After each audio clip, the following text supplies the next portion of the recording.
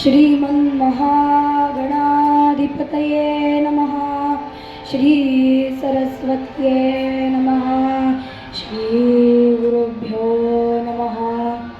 यदा लम्बोदरं मंति सतां प्रत्युगसंभवं तदा लम्बे दयालम्बं लम्बोदरपदाम्बुजं शारदा शारदाम्बोजवदना वदनाम्बुजे सर्वदा सर्वदास्माकं सन्निधिं सन्निधिं प्रियात्।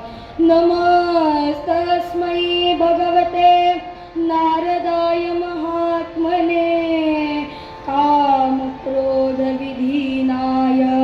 ऋषीणा प्रवराय च। गुरुर्ब्रह्मा गुरुर्विष्णुः गुरुर्देवो महेश्वरः गुरुसाक्षात् परब्रह्म तस्मै श्री गुरवे नमः। जय जय राम कृष्ण हरी राजा राम। जय जय राम कृष्ण हरी राजा राम। नवनीत नवकीत प्रिय नवल विनोद विहारी राजा राम। नवल विनोद विहारी राजा राम। जय जय राम कृष्ण हरी राजा राम। जय जय राम कृष्ण हरी राजा राम। शरणागत दीना चरणी नहीं शरणागत दीना चरणी नहीं करुणा दृष्टी निहारी राजा राम। करुणा दृष्टी निहारी राजा राम। करुणा दृष्टी निहारी राजा राम। जय जय राम कृष्ण हरी राजा राम। जय जय राम कृष्ण हरी राजा राम। बालकृष्ण चरणी लक्ष लागो रे। बालकृष्ण चरणी लक्ष लागो रे। कीर्तन संगे रंगात देव वाहो रे। कीर्तन संगे रंगात देव वाहो रे। बालकृष्ण चरणी लक्ष लागो रे। बालकृष्ण चरणी लक्ष लागो चरणी लक्ष लागो। स्वर्पी मन हे लाविता सौख्य आम्हा। स्वर्पी मन हे लाविता सौख्य आम्हा। काम क्रोधाधिक जाती निज धाम हो। काम क्रोधाधिक जाती निज धाम हो। बालकृष्ण चरणी लक्ष लागो रे। बालकृष्ण चरणी लक्ष लागो। सद्गुरु चिन्मय नारायण रूप ध्याऊ। सद्गुरु चिन्मय नारायण रूप ध्याऊ। तन्मय होऊनी बलवंत प्रेमे गाऊ गाऊ। तन्मय होऊनी बलवंत प्रेमे गाऊ गाऊ। बालकृष्ण चरणी लक्ष लागो रे। बालकृष्ण चरणी लक्ष लागो चरणी लक्ष लागो चरणी म्हणा राम राम राम राम राजा राम राम राम राम राम राम राम राम राजा राम राम राम राम राम राम राजा राम राम राम राम राम राम राजा राम राम राम राम राम राजा राम राम राम राम राम राम राजा राम राम राम राम राम राम राजा राम राम राम राम राम राजा राम बोला पुंडलिक वरदे हरी विठ्ठल श्री ज्ञानदेव तुकाराम पंढरीनाथ महाराज की जय।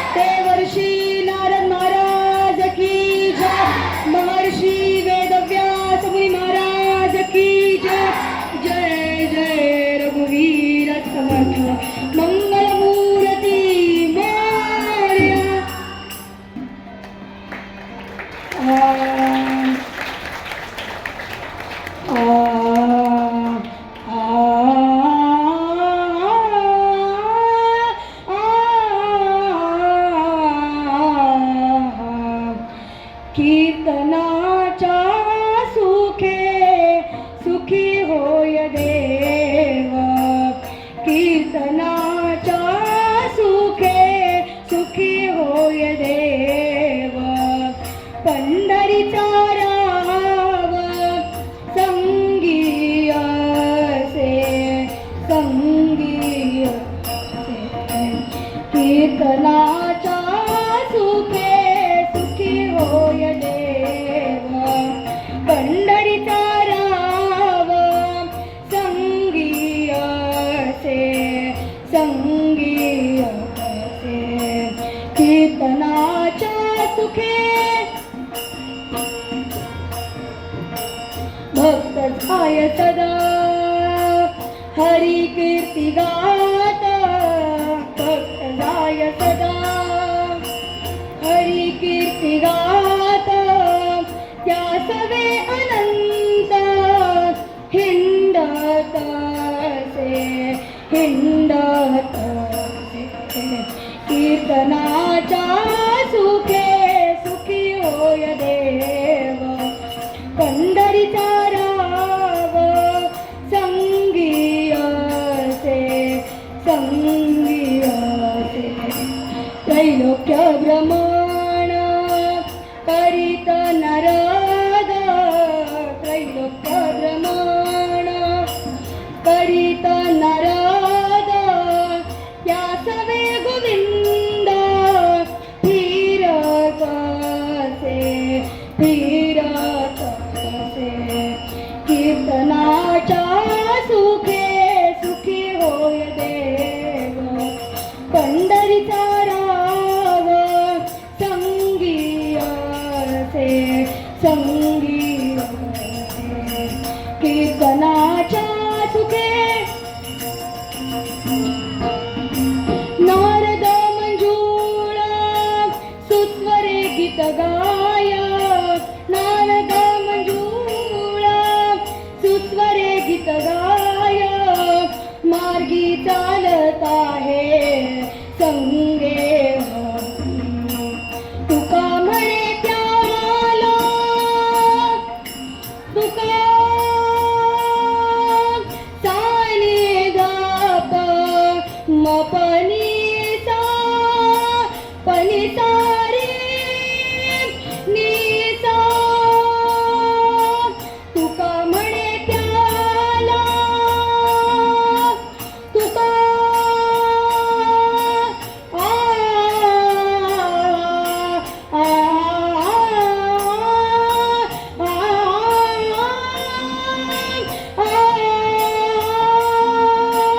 तुका म्हणे त्याला गोडी कीर्तनाची नाही आणि कांची प्रीती ऐसी प्रीती ऐसी प्रीती ऐसी कीर्तनाच्या सुखे सुखी होय देव पंढरीचा राव संगी असे संगी असे संगी असे संगी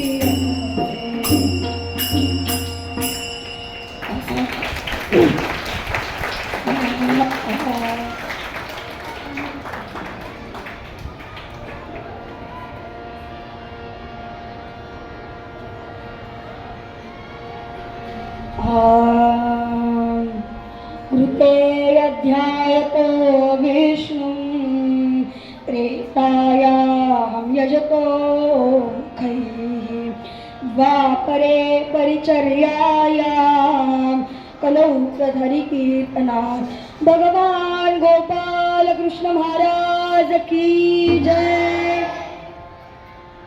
मुलांनो, एके दिवशी देहू या गावामध्ये संत तुकारामांचं कीर्तन सुरू होतं आणि तेव्हा विशेष उपस्थिती शिवाजी महाराजांची होती आणि ते कीर्तन करत होते. आणि ते कीर्तन करत असताना ते म्हणाले की महाराज, मला तुमच्यासारखं असं कीर्तन करावंसं वाटतंय, हे सर्व राज्य सोडून द्यावंसं वाटतंय. तर महाराज म्हणाले, शिवबा, तुमचा धर्म हा स्वराज्य आहे, तुमचा धर्म क्षत्रिय आहे, तुम्हाला तुमच्या राज्याचे पालन रक्षण हे केलंच पाहिजे, त्यामुळे तुम्ही हे सोडून देऊ नका. आणि त्यावर महाराज म्हणतात, आणि हा असा उपदेश करत असताना ते त्यांच्या मावळ्यांना सुद्धा उपदेश करतात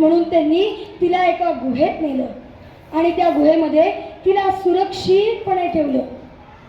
आणि सुरक्षितपणे ठेवल्यावर ते म्हणाले की अगं, तुझे पती आणि तुझ्या पतीचं सैन्य जोपर्यंत येत नाही तोपर्यंत तू इथंच थांब आणि मी तुझं मनोरंजन मात्र करीना. मुलांनो, नारद मंजुळ सुस्वरे गीत गाय, मार्गी चालत आहे संगे हरी. आणि त्यांनी भगवंताची स्तुती करायला सुरुवात केली, त्यांचं गीत गायला सुरुवात केलं.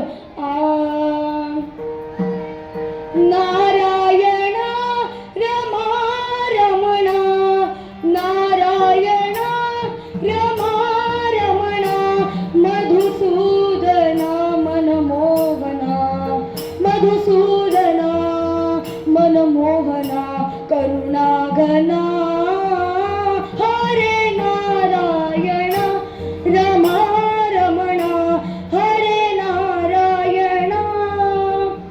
मुलांनो, त्यांनी त्या भगवंताची स्तुती गायल्यावर त्या कयाधूला भगवंत कसे होते ते समजलं आणि तिच्या पोटामध्ये जे बाळ होतं ते सुद्धा कानांनी, ते सुद्धा ती कथा ऐकत होतं बरं का.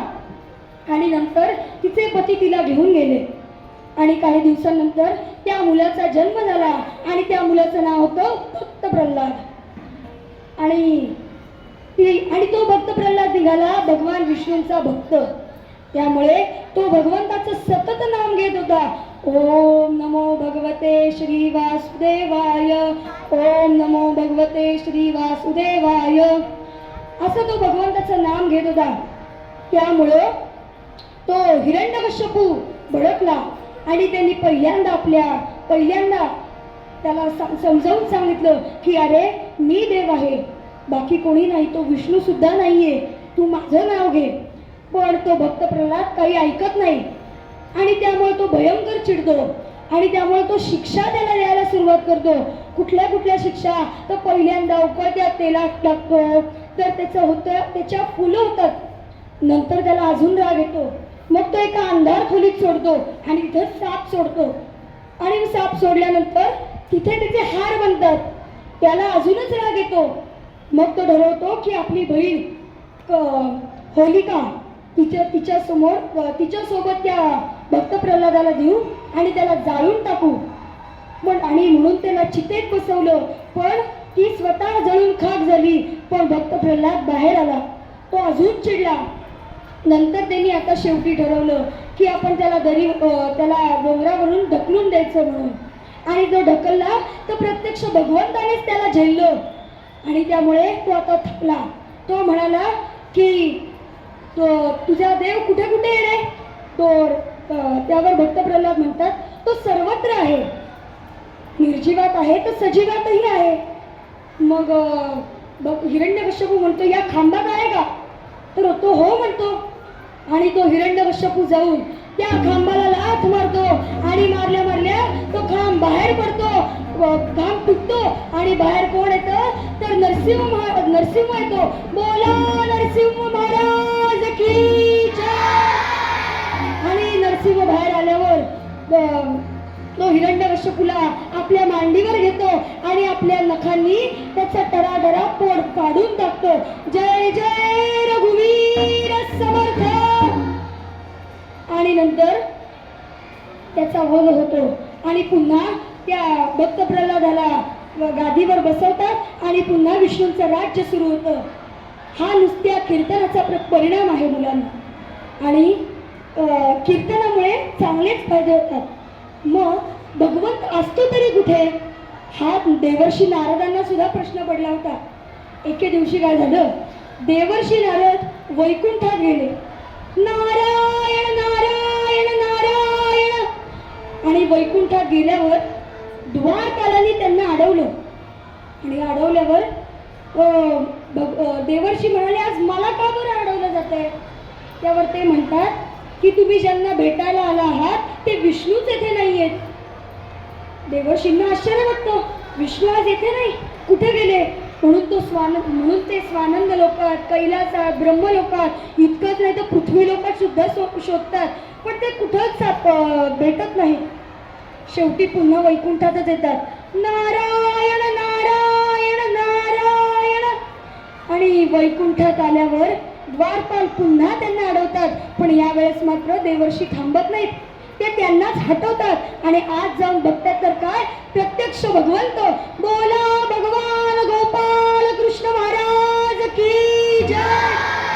आणि ते भगवंतांना म्हणतात की अरे भगवंता, मी तुम्हाला कुठं कुठं शोधलं, स्वानंद लोकात, कैलासात, ब्रह्मलोकात, इतकंच नाही तर पृथ्वी लोकात सुद्धा शोधलं, पण तुम्ही कुठंच भेटला नाही.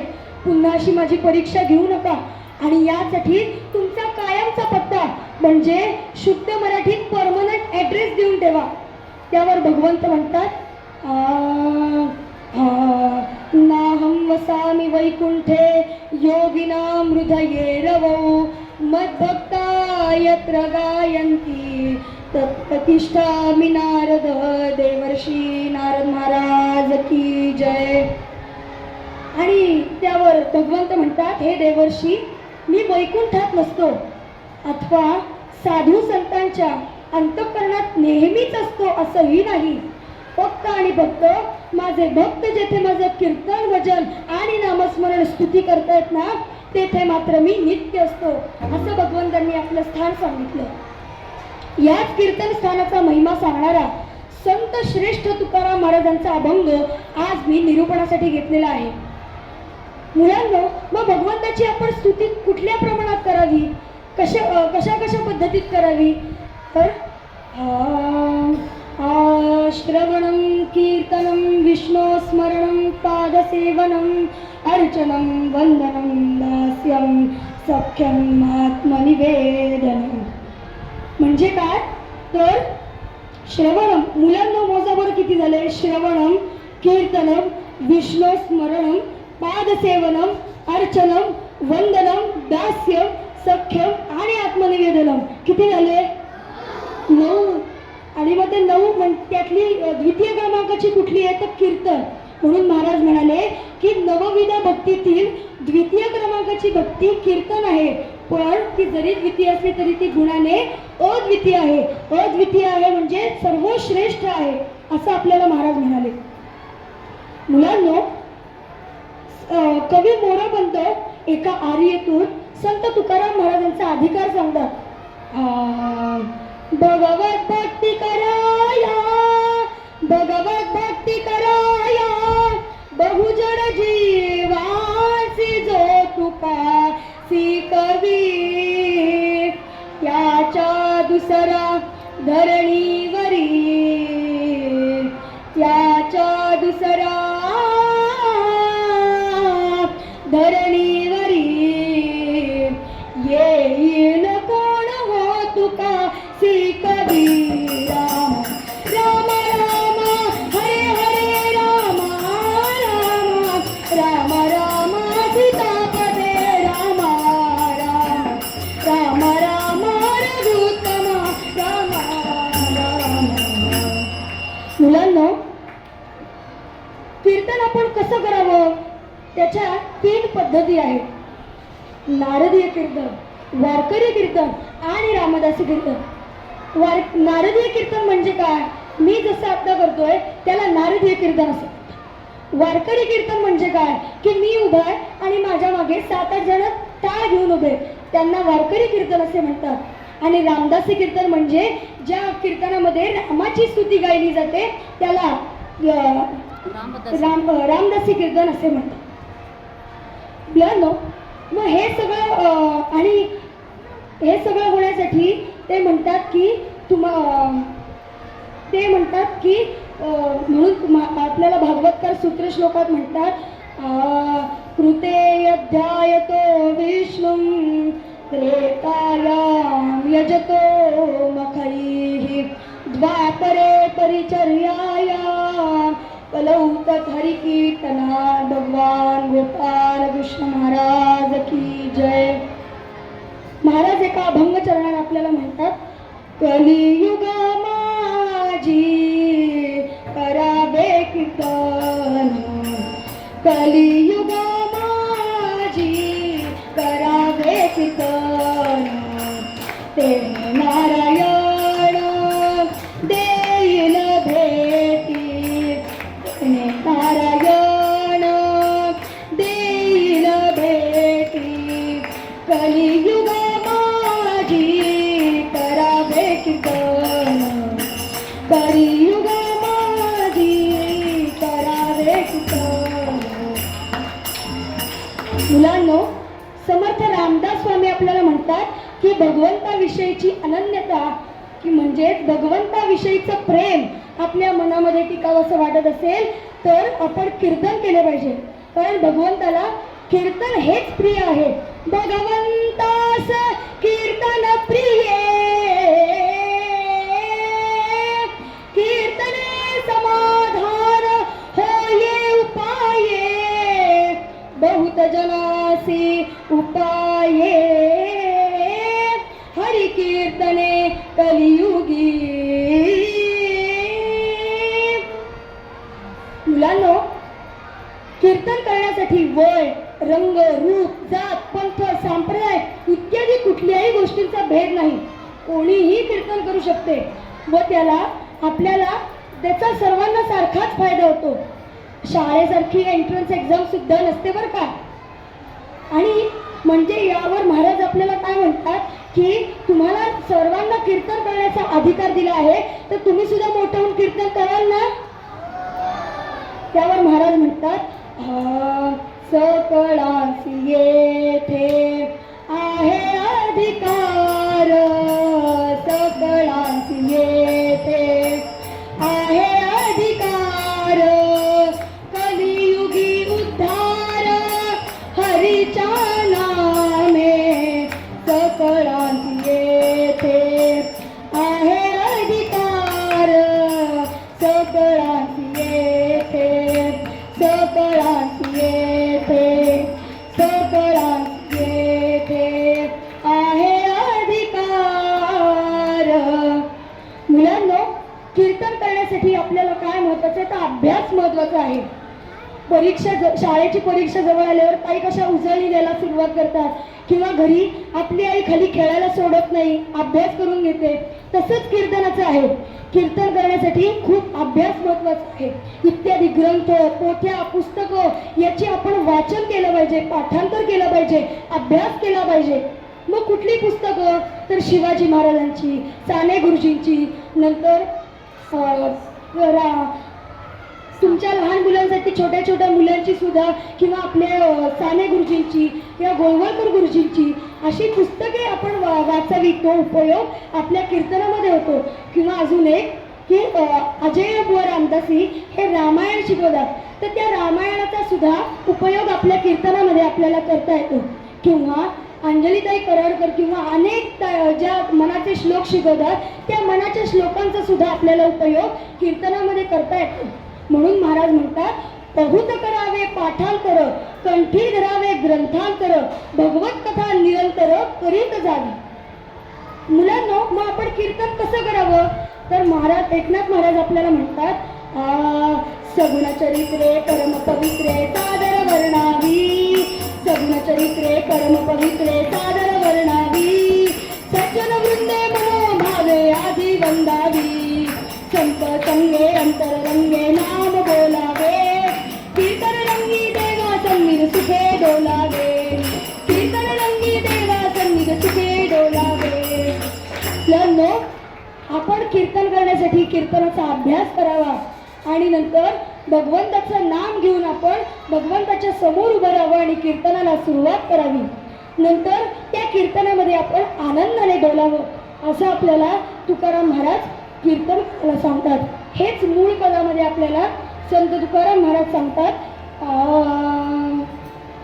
कीर्तनाच्या सुखे सुखी होय देव, कीर्तनाच्या सुखे सुखी होय देव, पंढरीचा राग संगी असे, पंढरीचा राग संगी तुझे सुखी होय देव, कीर्तनाच्या सुखे, कीर्तनाच्या सुखे, कीर्तनाच्या सुखे सुखी होय देव, सुखी होय देव. मुलांनो, आता मला तर नाही, देवर्षी नारदांना घातला. कारण आज मी त्यांचा प्रतिनिधी म्हणून इथं कीर्तन सेवा करायला आलो आहे. आता आपण कीर्तनाच्या प्रमाणे थोड्या वेळ भजन करूया. माझ्या मागे म्हणा, श्री नारायण जय नारायण जय जय नारायण नारायण. श्री नारायण म्हणा, श्री नारायण जय जय नारायण नारायण म्हणा. नारायण जय नारायण जय जय नारायण नारायण. श्री नारायण जय नारायण जय जय नारायण नारायण. श्री नारायण जय नारायण जय जय नारायण नारायण. श्री नारायण जय नारायण जय जय नारायण नारायण. बोला पुंडलिक वरदे हरी विठ्ठल श्री ज्ञानदेव तुकाराम. पंढरीनाथ महाराज की जय. देवर्षी नारद महाराज की जय. महर्षी वेदव्यास मुनी महाराज की जय. जय जय रघुवीर समर्थ मंगलमूर्ती मोरया. मुलांनो, आता हा पूर्व रंग झाला. आता याच्यानंतर उत्तर रंग म्हणजे आख्यान सुरू. याच्यामध्ये आता कथा सांगणार. तर पंढरपूरवरून वारी निघाली बरं का, आणि ते सुद्धा विठ्ठलाचं नाम घेत. कुठं पोचले बघूयात. म्हणा, विठ्ठल विठ्ठल विठ्ठला हरी ओम विठ्ठला. विठ्ठल विठ्ठल विठ्ठला हरी ओम विठ्ठल म्हणा. पांडुरंग विठ्ठला हरी ओम विठ्ठला.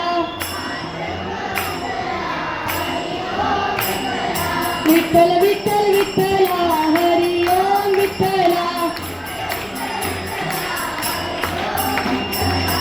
मुलांनो, आणि ते वारी निघाली असते ती, आणि जाताना त्यांना काय दिसतं बरं, तर उंच उंच शिखर आणि पर्वत यांच्यामध्ये एक स्पर्धा चाललेली होती. तू मोठा का मी मोठा, तू मोठा का मी मोठा. आणि ती स्पर्धा चालत असताना ते इतके तापले होते की त्यांना अजून कोणीतरी ताप देत होतं.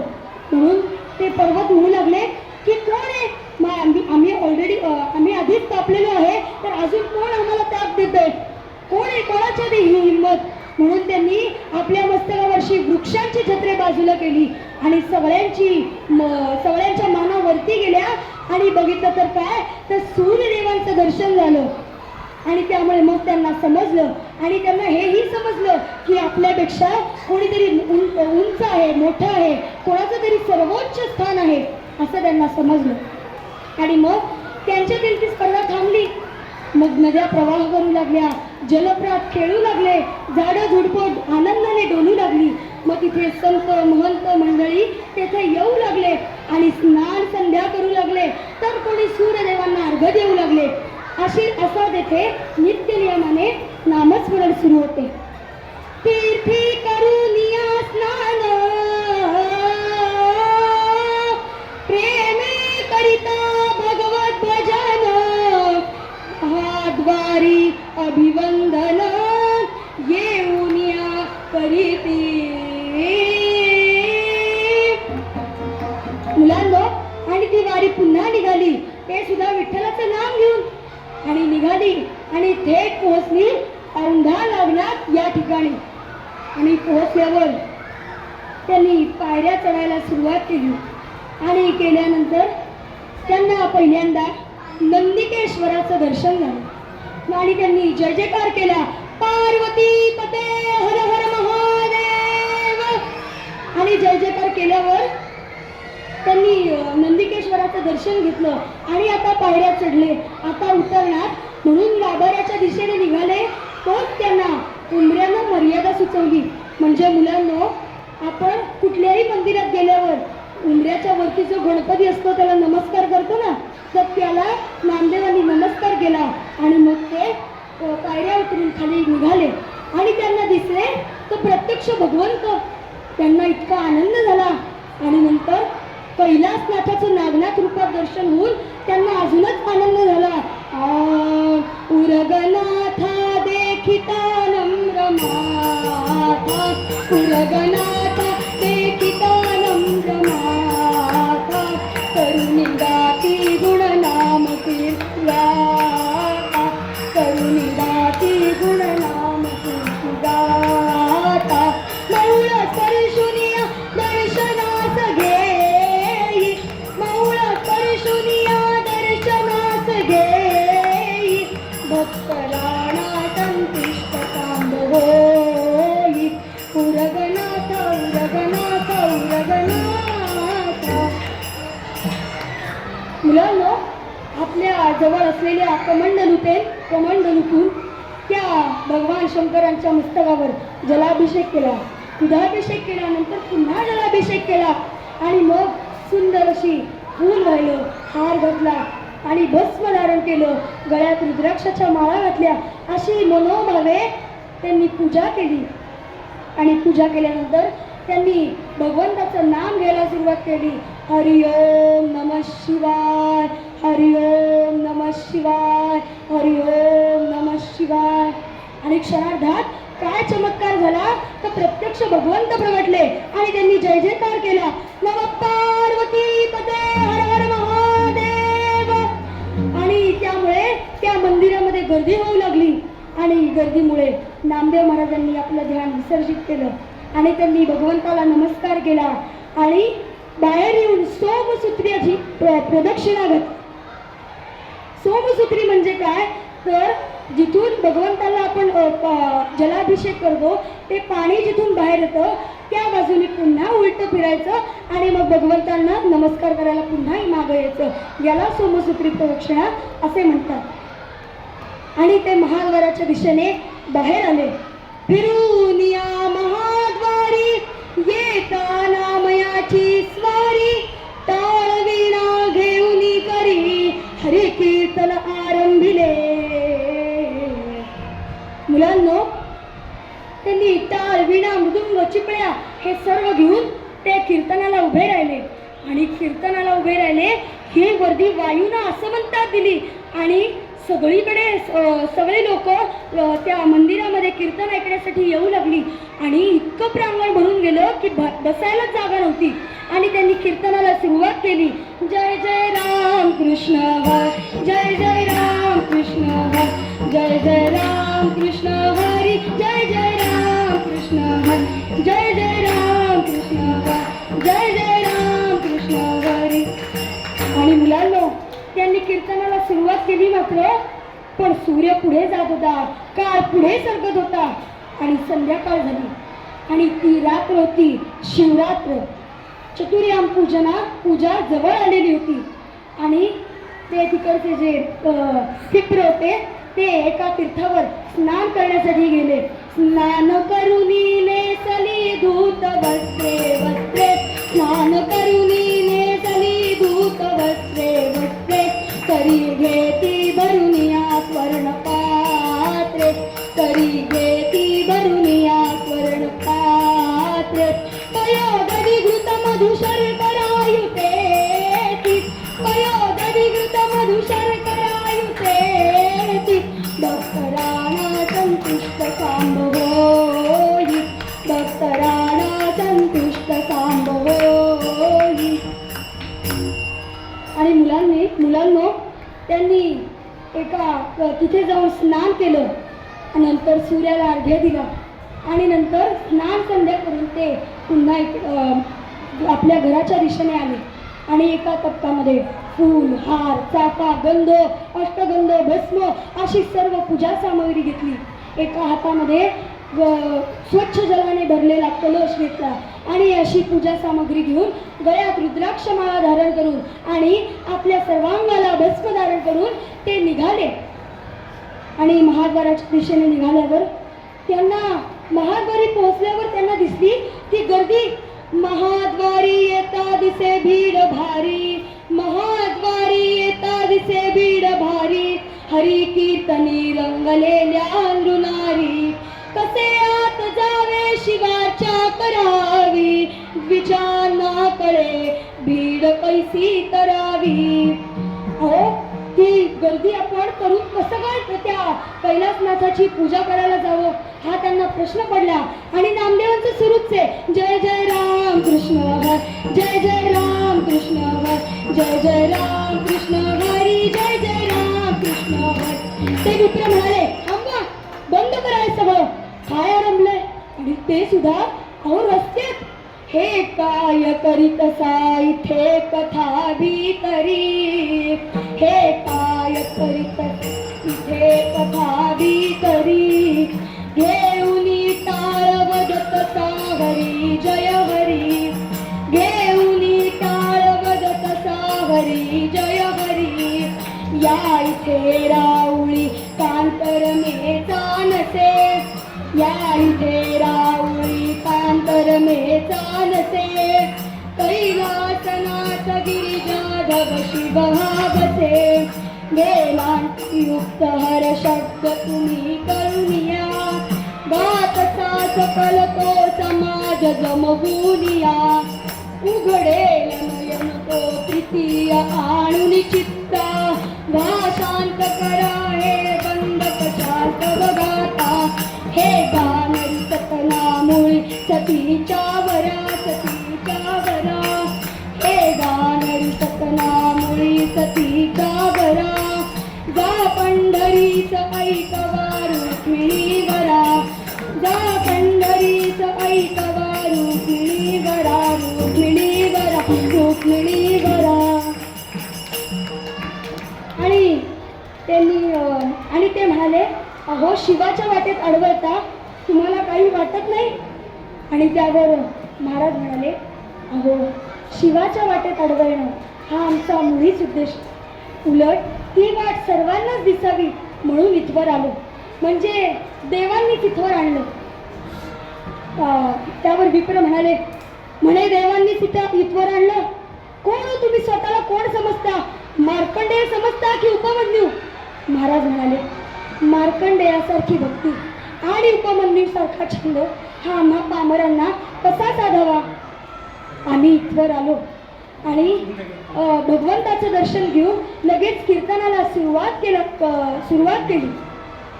विप्र हो, हे कलियुग आहे आणि कलियुगामध्ये जर समजा कीर्तनाला जर समजा भगवंताची प्राप्ती व्हायची असेल तर कीर्तन हे आपल्याला महत्त्वाचे आहे.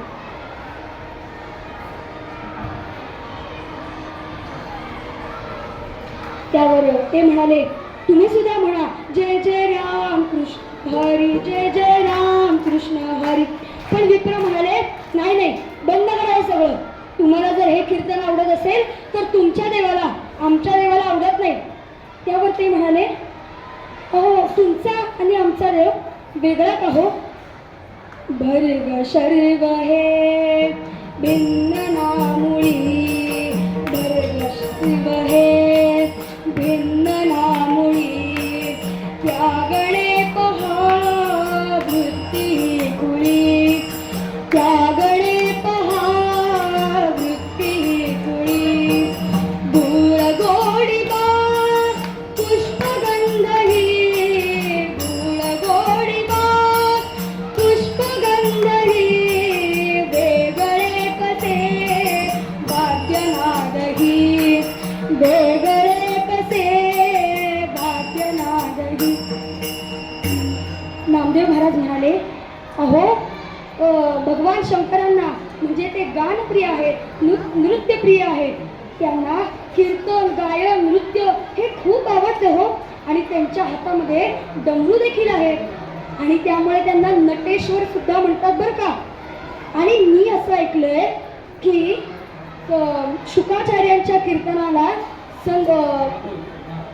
महादेव हे सपत्नी गेले. त्यामुळे विप्र हो, मी फार बोललो असेल, मला क्षमा करा, पण तुम्ही म्हणताय तसं नाही आहे हो. त्यावर विप्र म्हणतात ते काही नाही, मी सांगेल तसं तिथे केलं जाईल. तुम्हाला कीर्तन करायचं असेल तर तुम्ही इथे पहिले चालते व्हा आणि कीर्तन करायचं ते पंढरपूरला जाऊन करा, इथे अजिबात करायचं नाही. हे ऐकून त्यांच्या अंतःकरणावर म्हणजे त्यांना खूप वाईट वाटलं हो. आणि ते आपलं सर्व वाद्य हे थांबवली. कीर्तनाला ते विराम पडला आणि ते मंदिराच्या दिशेने मागे आले. द्विजवाक्य ऐकुनी या देव सखा अंतरात कळवळला. नकळे मन्मंतू ते, नकळे मन्मंतू ते, क्षमितानच देव काव देवळला. आणि त्यांना ते विप्र ओरडले. याचं वाईट वाटलं नाही, आपल्या पांडुरंगाचा अपमान झाला हे त्यांना सहन झालं नाही. पण काय करणार, विप्र म्हणजे पृथ्वीवरील देव, त्यामुळे त्यांचा शब्द खाली कोणीच पडून देत नाही. आणि टाळ, वीणा, मृदुंग, चिपळ्या यांनी आबोला धरला आणि तिथे कीर्तनाला विराम पडला. दुग्धी पडावे लवण, चंदनी पडावा लसूण, अथवा मृगमदी हिंगण, तैसी स्थिती जावली. दुधामध्ये मीठ पडल्यावर ते कसं नासून जातं, किंवा चंदनामध्ये जर समजा हिंग पडलं तर त्याचा दर्प येतो, किंवा जर समजा कस्तुरीमध्ये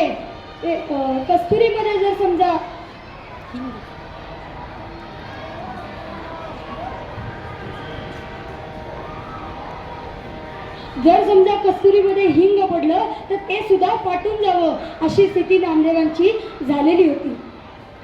आणि ते मंदिराच्या दिशेने मागे येऊ लागले. विप्रवाक्य दुःखिता सभा तिथे न थांबली, विप्रवाक्य दुःखिता सभा तिथे न थांबली, विष्णुदास माहुती उठवली चालू लावली. पार्श्विराऊळाची आऊ वासुभक्ता, पार्श्विराऊळाची आऊ वासुभक्तरावता, बैसती तिथेच सर्व ऐकण्यावरी कथा, बैसती तिथेच सर्व ऐकण्यावरी कथा. आणि ते नामदेव महाराज आपली सर्व साहित्य घेऊन ते मंदिराच्या पाठीमागे गेले. त्यांच्यासोबत तो सर्व श्रोतृवर्ग देखील गेला. आणि त्यांना खूप वाईट वाटलेलं होतं, पण त्यांनी पुन्हा कीर्तन सुरू केलं. आणि त्यांच्या कीर्तनातून ते भगवंताला आर्तसाद घालू लागले. धाव विभो श्रीकांता काता, धाव विभो श्रीकांता काता, विसर तुला का माझा पडला, विसर तुला का माझा पडला, धाव विभो श्रीकांता आता, धाव विभो श्रीकांता आता, टाकुनिया का मजला जाता, टाकुनिया का मजला जाता, मोद तुझा चित्ता आता, धाव विभो श्रीकांता आता, धाव विभो श्रीकांता आता. आणि ते अशी भगवंताला आर्तसाद घालू लागले की अरे भगवंता, मी असं काय पाप केले की तू माझ्याकडे पाठ वळून उभा आहेस. भगवंता, माझ्या हाकेला धावून ये रे. हरी कीर्तना वाचून राहायला सांगणं म्हणजे प्राणवायू विना जगायला सांगणं. भगवंता, माझ्या हाकेला धावून ये. आणि असे ते भगवंताला आर्तसाद घालू लागले. आणि ते म्हणाले, अगणित तीर्थे हिंडूनी आलो, परी नाही देखिली विठाई तुझ्या समा माऊली. अगणित तीर्थे हिंडूनी आलो, परी नाही देखिली विठाई तुझ्या समा माऊली, विठाई तुझ्या समा माऊली. जगदंबा महान लकुणी असे, जगदंबा महान लकुणी असे, जगन्नाथ देखिली मिठाई तुझी नसे त्यातरी, मिठाई तुझी नसे त्यातरी. दर्शन आशिष देती जरी परी, दर्शन आशिष देती जरी परी, भक्ता धरी ती उरी, मिठाई तुझी नसे त्यातरी, मिठाई तुझी नसे त्यातरी. आणि म्हणजे ते नामदेव महाराज म्हणू लागले की अरे भगवंता, आम्ही जगदंबा महाकाला जाऊन आलो, नंतर जगन्नाथपुरीला इत्यादी सर्व ठिकाणी आम्ही जाऊन आलो, पण म्हणजे हे सर्व देव आपल्याला आशीर्वाद देणारे, आपली मनोकामना पूर्ण करणारे, पण भगवंता तूच असा एक देव आहेस की तू आपल्या भक्ताला जवळ घेतोस, तूच आमची माऊली आहेस, तूच आमच्या कृपेवरची सावली आहेस, आणि जर तूच आमच्याशी बोलली नाहीस तर या बालकाला कोणाकडे पाहावं ग, बोल तरी. असे ते भगवंताला आर्त साथ घालू लागले आणि शेवटी त्यांनी टाहो फोडला. असा टाहो फोडिता कीर्तनाची, असा टाहो फोडिता कीर्तनाची, नामदेवे करी माव सौख्यराती, नामदेवे करी माव सौख्यराती. लक्ष येती नव कीर्तनी पताका, लक्ष येती नव कीर्तनी पताका, उपेक्षित कधी देव विजरता. आणि मुलांनो, तो नामदेवांनी फोडलेला टाहो ऐकून त्या वैकुंठपतीला सुद्धा राहवलं नाही आणि स्वर्गातून त्या नवलाख पताका धावून आल्या आणि नामदेवांच्या कीर्तनामध्ये उभ्या राहिल्या.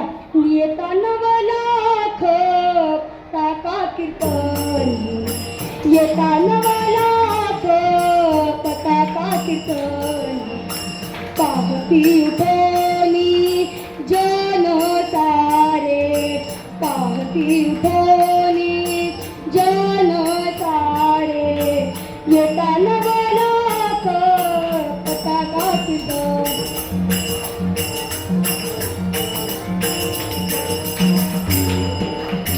विष्णुदास नामा झाला संतुष्ट, विष्णुदास नामा झाला संतुष्ट, गाय नाम स्पष्ट विठ्ठलाचे, येता नवलाख पताका कीर्तन, येता नवलाख, येता नवलाख, येता नवलाख पताका कीर्तन.